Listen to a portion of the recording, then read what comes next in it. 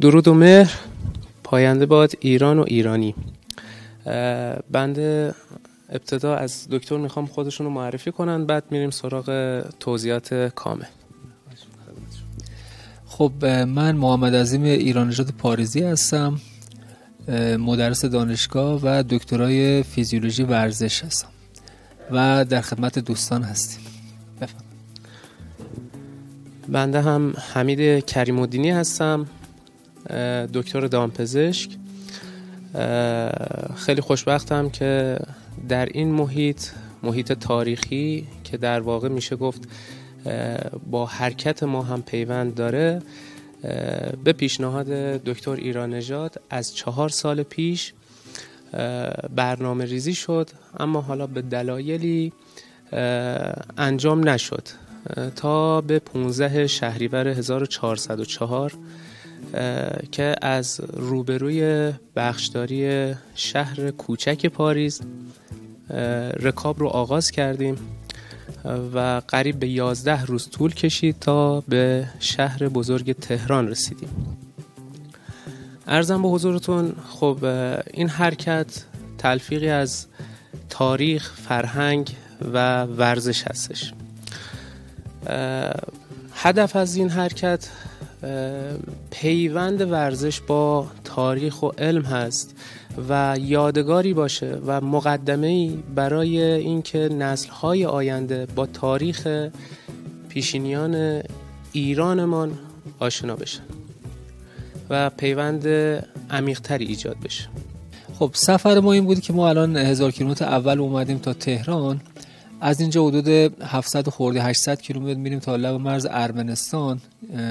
کشور ارمنستان رو باید بریم وارد گرجستان بشیم، بعد وارد خاک ترکیه میشیم، لب ساحل دریای سیاه میریم تا مرز بلغارستان. از بلغارستان وارد صربستان میشیم، مجارستان، اتریش، آلمان و در نهایت فرانسه، که بتونیم انشالله در کل 6200 کیلومتر رو طی کنیم که البته 1000 تاش اومدیم، 5200 کیلومتر دیگه طی بکنیم سفر ما به پایان خواهد رسید. ببینید خب مهمترین وسیله که اول داره، خب به جز دوچرخه اگه بخوایم حساب کنیم، یکی اون کمپ یا اون چادر به اصطلاح مسافرتی هستش داریم و اون کیسه خوابی هست که ما بتونیم توی سرمای مثلا منفی حالا 20 درجه هر چقدر باشه تو اروپا بتونیم اون مشکل سرما رو هم نداشته باشیم. اینها مهم هستن و وسایل دوچرخه هم که همراه اون هستن، همه به نوع خودشون مهم هستن، ولی خب مهمترینشون اینها هستن.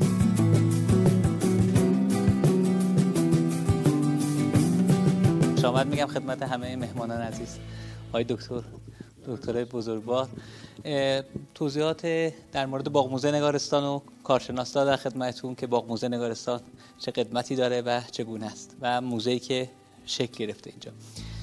آینه دار دوران لقب آقای باستانی پاریزیه که برای 100 سالگی آقای باستانی پاریزی، شما تو بزرگوار دارید، بر اساس کتاب از پاریس تا پاریس این برنامه رو اجرا میکنه.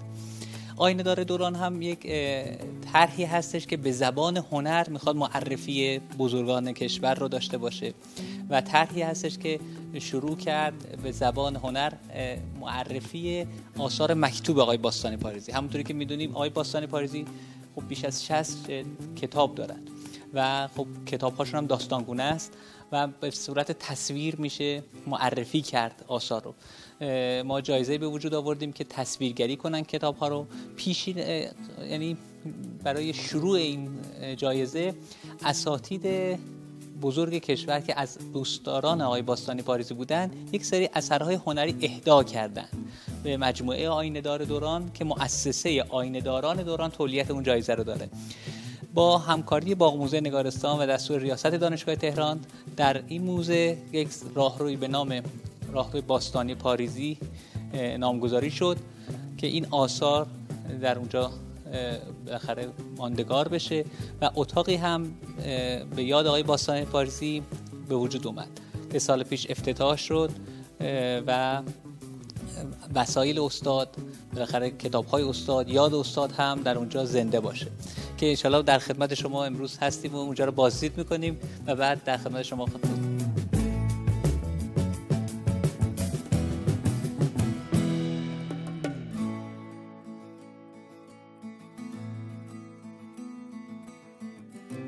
مسیر رو که آغاز کردیم مسیر بدون چالشی نخواهد بود. امیدواریم با استفاده از تجارب آقای دکتر که سابقه 8000 کیلومتر در نوار مرزی ایران رو دارن این چالش ها کمتر بشه و قطعا کمتر میشه. اما به هر حال این مسیر با هزینه شخصی خودمون آغاز شده و از حمایت دوستانی که در عرصه تاریخ ملی کشورمون به قول گفتنی اشتیاقی دارن، میتونن به اصطلاح پشتیبانی بکنن، استقبال میکنیم، چرا که این تاریخ همونجور که عرض کردم تاریخ ایرانمان هویت و اصالت ملی ما هست و این حرکت رو تقدیم مردم و میهنمون ایران میکنیم.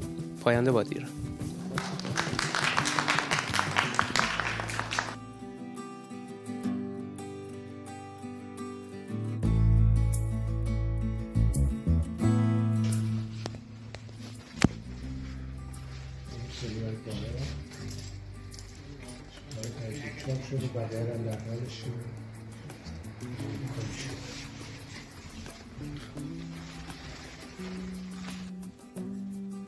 این تختی که میبینید در واقع استاد تمام کارش همینجا بوده. اینم که اسایی هست که بله، اینم برج میلاد، کتابایی که در مورد کرمان نوشته شدن کلا دیگه منابع کرمان. درود و مهر خدمت شما همیهنان عزیز. امروز رسیدیم باغ موزه نگارستان. امیدواریم که یادگاری باشه در کنار دکتر ایران‌نژاد که مسیر پاریس تا پاریس رو داریم رکاب میزنیم به پیشنهاد ایشون و از 15 شهریور آغاز شده. به نام خداوند جان و خرد که از این برتر اندیشه بر نگذرد در کنار مجسمه فاخر حکیم ابوالقاسم فردوسی هستیم. چو ایران نباشد تن من مباد، در این قوم و بر زنده یک تن مباد. من که فرزند این سرزمینم، در پی توشه خوش چینم، شادم از پیشه خوش چینی، رمز شادی به خان از جبینم.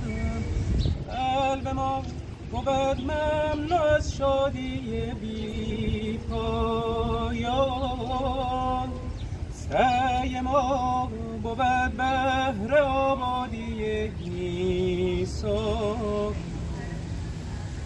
خوش چین کجا عشق مهنت به دامت ریزم، خوش چین کجا دست حسرت زند بر دامان. ای خوشا پس از لحظه ای چند آرمیدم، همراه دل برام خوش چیدن، از شب گهی همچو بلبل نغمه خواندن، گه از این سو به آن سو پریدن. قلب ما بود مملو از شادی بی پایان، سعی ما بود بهر آبادی ایسان. خوش چین کجا اشک مهنت به دامت ریزم، خوش چین کجا دست حسرت زند بر دامان. بر پا بود جشن انگور افسونگر نغمه پرداز، بر پا بود جشن انگور افسونگر نغمه پرداز، در کشور سبز با گل با شور و شف نغمه کن ساز. قلب ما بود مملو از شادی بی پایان، سعی ما بود بهر آبادی ایسان.